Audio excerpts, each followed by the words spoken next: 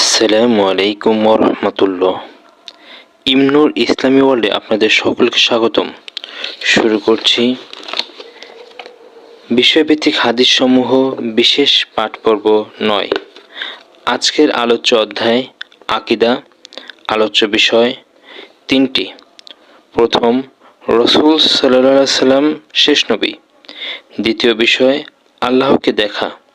তৃতীয় বিষয় গায়েব বা অদৃশ্যের জ্ঞান। আউযু বিল্লাহি মিনাশ শাইতানির রাজিম। বিসমিল্লাহির রহমানির রহিম। রাসূল সাল্লাল্লাহু আলাইহি সাল্লাম সর্বশেষ নবী। সহিহ বুখারী হাদিস নম্বর 3535।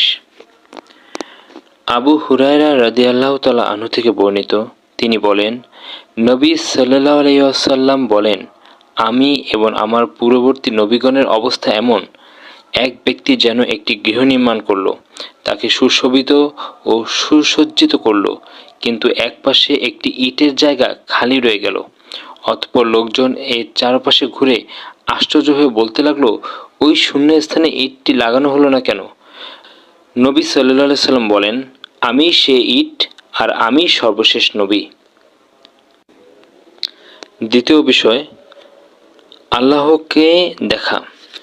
সহিহ মুসলিম হাদিস 7328।